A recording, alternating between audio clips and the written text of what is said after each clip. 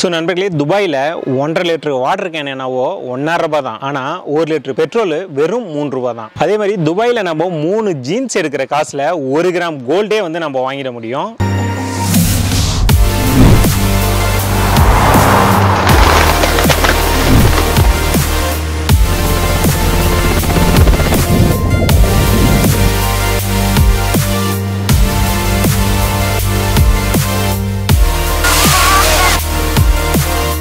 வணக்கம் நண்பர்களே, இது உங்கள் வில்லேஜ் டேட்டாபேஸ். ஸோ என்னுடைய 3வது இன்டர்நேஷனல் ட்ரிப் அப்படின்னு பார்த்தோம்னா இது துபாய். ஸோ இதுக்கு முன்னாடி வந்து பார்த்தீங்கன்னா தாய்லாந்து, மாலத்தீவு, இப்போ வந்து துபாய் வந்து கிளம்புறேன். ஸோ துபாய் நம்ம போகிறதுக்கு முன்னாடி அதுக்குன்னு ஏகப்பட்ட ப்ராசஸ் இருக்குது. ஸோ அதில் வந்து பார்த்தீங்கன்னா ஃபஸ்ட்டு நம்ம வந்து விசா அப்ளை பண்ணணும். விசாலே வந்து பார்த்தீங்கன்னா ஏகப்பட்ட டைப்பில் இருக்குது.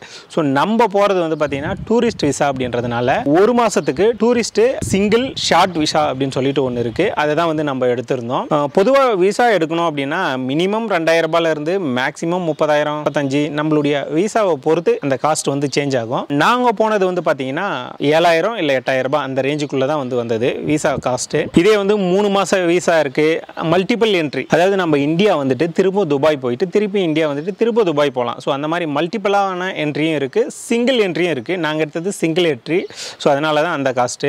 ஸோ நண்பர்களே, அடுத்ததான் வந்து பார்த்தீங்கன்னா ஃப்ளைட் டிக்கெட் வந்து நம்ம புக் பண்ணணும். ஃப்ளைட்டை பொறுத்தவரையிலையும் நாங்கள் வந்து சென்னை டு ஷார்ஜா வந்து நாங்கள் போயிருந்தோம். அதுவும் ஏர் அரேபியாவில் தான் நாங்கள் வந்து போயிருந்தோம். ஃப்ளைட்டு காஸ்ட்டு அப்படின்னு பார்த்தோம்னா நம்ம 1 வேக்கு புக் பண்ணுறதை விட அப் அண்ட் டவுன் வந்து சேர்த்து புக் பண்ணிடலாம். அதாவது இன்னைக்கு நம்ம கிளம்புறோம், ரிட்டர்ன் என்னைக்கு வரமோ, ஒரு 10 நாள் கழிச்சு ரிட்டர்ன் வரோம்னா அன்னைக்கு. ஸோ அப் அண்ட் டவுன் வந்து சேர்த்து புக் பண்ணோம் அப்படின்னா காஸ்ட் வந்து ரொம்ப கம்மியாகும். ஒரு ஆவரேஜ் ப்ரைஸ் அப்படி சொல்லணும் அப்படின்னா ஒரு 15,000 30,000 ரூபாய்க்குள்ள வந்து பார்த்தீங்கன்னா அந்த டிக்கெட் ப்ரைஸ் வந்து வரும். ஸோ இது வந்து ஆவரேஜ் தான், கரெக்டான ப்ரைஸ் இல்லை. நாங்கள் புக் பண்ணும்போது வந்து பார்த்தீங்கன்னா ஒரு 16,000 ரூபாய் அந்த ரேஞ்சுக்கு வந்து வந்தது. ஸோ இந்த சென்னை டு ஷார்ஜாக்கு வந்து பார்த்தீங்கன்னா ஒரு 4 மணி நேரம் வந்து நம்ம அந்த ஃப்ளைட்லேயே ட்ராவல் ஆகிற மாதிரி வந்து இருக்கும். இதுக்கு முன்னாடிலாம் என்ன பண்ணாங்கன்னா நம்ம ஏர்போர்ட் போயிட்டு அங்கே வந்து ரேபிட் டெஸ்ட் அப்படின்னு சொல்லிட்டு இந்த கோவிட் டெஸ்ட் வந்து பண்ணுவாங்க. ஸோ அங்கே போய் அதுக்காக வந்து வெயிட் பண்ணி நம்ம டெஸ்ட் பண்ணிட்டு அதுக்கப்புறம் தான் போகிற மாதிரி இருக்கும் அந்த ரிசல்ட் வந்த உடனே. இப்போ அந்த மாதிரி வந்து இல்லை, அதை தூக்கிட்டாங்க. நம்ம போகும்போதே வந்து ஆர்டிபிசிஆர் டெஸ்ட் வெளியிலேருந்து பண்ணிட்டு, அதாவது 48 மணி நேரத்துக்கு முன்னாடி வந்து நம்ம அந்த டெஸ்ட் பண்ணிட்டு அதனுடைய ரிசல்ட்டை எடுத்துகிட்டு போனால் போதும். கூடவே நம்ம வேக்சின் போட்டு, அதாவது டபுள் வேக்சின் போட்டு குறைஞ்சபட்சம் 15 நாள் வந்து முடிஞ்சிருக்கணும். ஸோ அப்படி நம்ம வேக்சின் போட்டிருந்தா மட்டும்தான் வந்து துபாய்க்கு நம்ம வந்து போக முடியும். அதுக்கு அடுத்ததான் வந்து பார்த்தீங்கன்னா துபாயோட ஹெல்த் டிக்ளரேஷன் ஃபார்ம் அப்படின்னு சொல்லிட்டு ஒன்று ஆன்லைனில் இருக்குது. அதையும் வந்து நம்ம ஃபில் பண்ணணும். ஸோ அந்த ஃபார்ம் ஃபில் பண்ணோம் அப்படின்னா ஒரு QR கோடு வந்து நம்மளுக்கு வந்து வந்துடும். அந்த QR கோடு எடுத்துக்கிட்டு தான் வந்து நம்ம ஏர்போர்ட்டே போனோம். ஸோ இது எல்லாமே ரெடி பண்ணி எடுத்துக்கிட்டு அதுக்கப்புறமா வந்து நாங்கள் ஏர்போர்ட் போயிருந்தோம். அங்கே போய் நம்ம வந்து செக்இன் பண்ணணும். அதாவது நம்ம ஃப்ளைட் டிக்கெட் புக் பண்ணியிருந்தோம் இல்லையா, அதுக்கு ஒரு 3 மணி நேரத்துக்கு முன்னாடி வந்து பார்த்தீங்கன்னா நம்ம வெப் செக்இன் வந்து பண்ணியிருக்கணும். ஸோ நாங்கள் அதை பண்ணலை. வெப் செக்இன் பண்ணாதனால அங்கே போய் கியூவில் நின்னதுனால ஒரு கிட்டத்தட்ட 2 மணி நேரம் கியூலேயே நின்று இருந்து அதுக்கப்புறம் தான் வந்து நாங்கள் போர்டிங் பாஸ் எடுக்கிற மாதிரி இருந்தது. ஸோ போர்டிங் பாஸ் எடுக்கிறதுக்கு முன்னாடி வந்து நம்ம எடுத்துகிட்டு போனோம் இல்லையா இந்த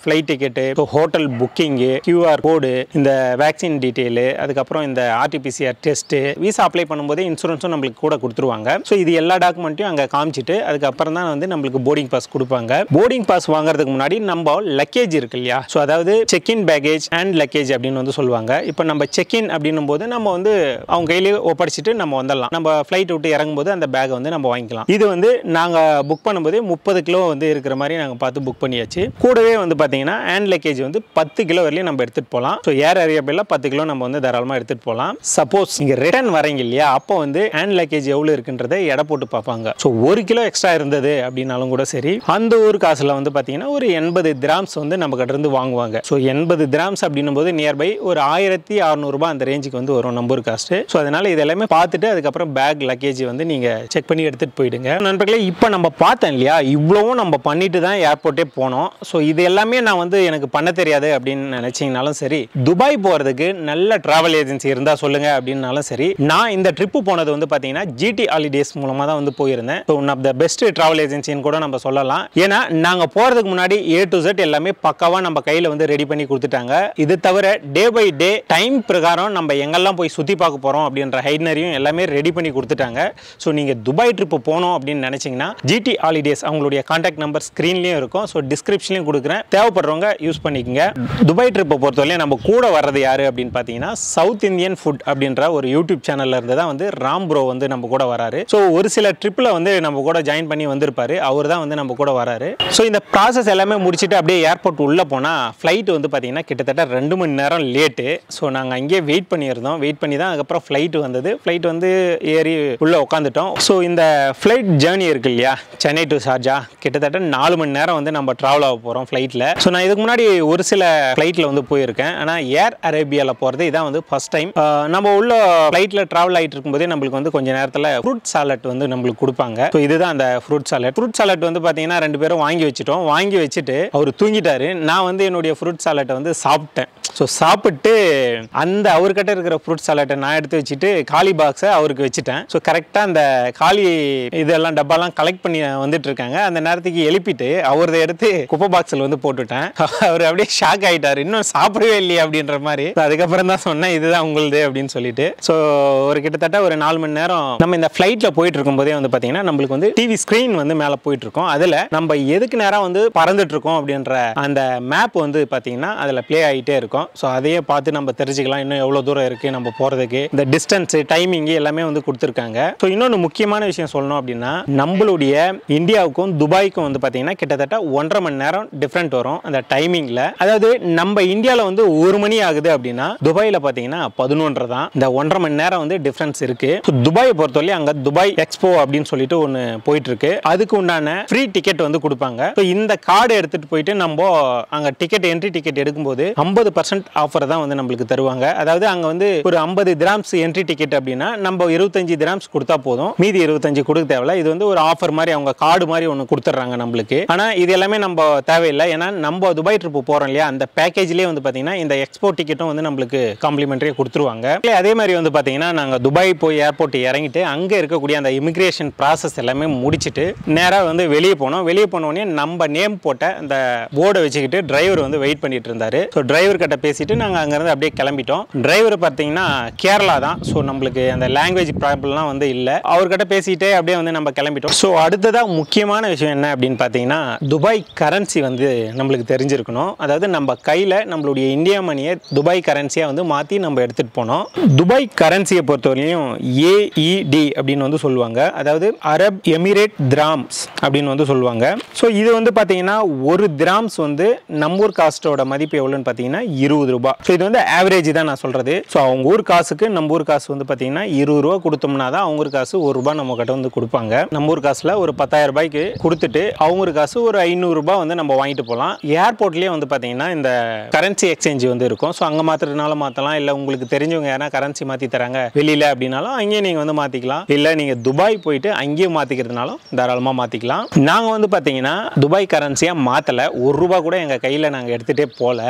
ஏன்னா நாங்கள் வந்து பார்த்தீங்கன்னா இன்டர்நேஷனல் டெபிட் கார்டு வந்து வச்சிருந்தேன். ஸோ இன்டர்நேஷனல் டெபிட் கார்டை பொறுத்தவரையும் நம்ம வந்து முன்னாடியே ஆக்டிவேஷன் பண்ணணும். ஸோ அந்த ஆக்டிவேஷன் பண்ணிட்டு இருந்தால் நீங்கள் தாராளமாக எடுத்துகிட்டு போகலாம். ஸோ A to Z எல்லா இடத்துலையுமே வந்து பார்த்தீங்கன்னா உங்களுக்கு கார்டு வந்து அக்செப்ட் பண்ணிக்கிறாங்க. அதனால நாங்கள் மாற்றி எடுத்துகிட்டு போகல. இருந்தாலுமே வந்து பார்த்தீங்கன்னா நம்ம கையில் அட்லீஸ்ட் ஒரு 100-200 கிராம்ஸ் வந்து நம்ம கையில் இருக்கணும். ஒரு எமர்ஜென்சிக்கு கண்டிப்பாக நம்ம வச்சிருக்கணும். ஸோ துபாய் போய் இறங்கின உடனே எங்களுக்கு என்ன ஞாபகம் வந்ததுன்னா வடிவேல் காமெடி தான் ஞாபகத்துக்கு வந்தது. துபாய் ரோடு இருக்கு இல்லையா, அதில் ஒரு கிண்ணத்தை சோறை கொட்டி குழம்பு ஊற்றி அங்கேயே பிசைஞ்சு சாப்பிட்லாம் அப்படின்னு வந்து சொல்லுவார். உண்மையாலுமே அந்த மாதிரி தான் இருந்தது.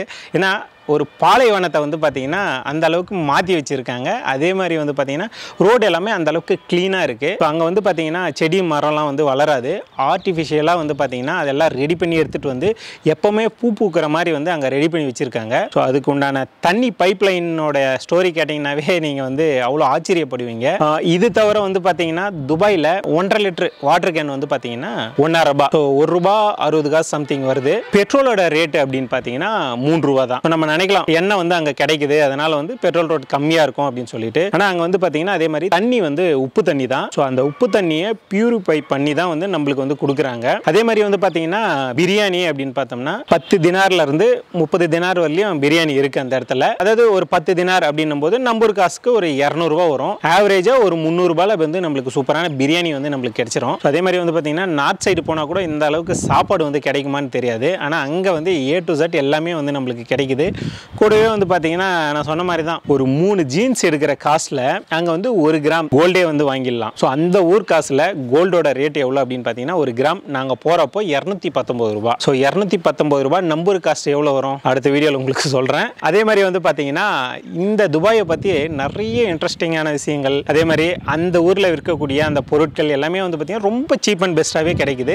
இது தவிர நாங்கள் ஏகப்பட்ட இடங்கள் வந்து போய் சுற்றி பார்க்க போகிறோம். ஸோ இன்றைக்கி வந்து பார்த்தீங்கன்னா துபாய் போனதே வந்து ரொம்ப லேட் ஆகிடுச்சு. நைட் டைமில் தான் போய் அந்த இடத்துல வந்து இறங்கணும். அடுத்த வீடியோவில் வந்து A to Z உங்களுக்கு எல்லாமே தெளிவாக சொல்கிறேன். ஸோ நண்பர்களே இந்த வீடியோ வந்து கண்டிப்பாக உங்களுக்கு பிடிச்சிருக்கும். அதே மாதிரி கண்டிப்பாக உங்களுக்கு யூஸ்ஃபுல்லாக இருக்கும் அப்படின்னு நான் நம்புகிறேன். மேக்ஸிமம் வந்து பார்த்தீங்கன்னா நீங்கள் துபாய் போகணும் அப்படின்னு நினச்சிங்கன்னா என்னெல்லாம் தேவை அப்படின்றத தெளிவாக இதில் சொல்லிட்டேன். ஸோ நான் வந்து பார்த்தீங்கன்னா GT ஹாலிடேஸ் அப்படிங்கிற ட்ராவல் ஏஜென்சி மூலமாக தான் வந்து போயிருந்தேன். ஸோ அவங்க நம்பர் டிஸ்கிரிப்ஷனில் கொடுக்குறேன். துபாய் போகணும்னு நினைக்கிறவங்க தாராளமாக நீங்கள் போயிட்டு வரலாம். ஸோ இந்த வீடியோ பிடிச்சிருந்தா எங்களுக்கு சப்போர்ட் பண்ணணும் அப்படின்னு நீங்கள் நினச்சிங்கன்னா மறக்காம வில்லேஜ் டேட்டாபேஸ் அப்படிங்கிற யூடியூப் சேனலை வந்து சப்ஸ்கிரைப் பண்ணிங்க. ஸோ இந்த வீடியோவை ஃபேஸ்புக் பேஜில் பார்க்குறீங்க அப்படின்னா மறக்காம ஃபேஸ்புக் பேஜையும் வந்து ஃபாலோ பண்ணிங்க. இன்ஸ்டாகிராம் பேஜ் இருக்குது, இன்ஸ்டாகிராமையும் ஃபாலோ பண்ணிங்க. நன்றி, வணக்கம்.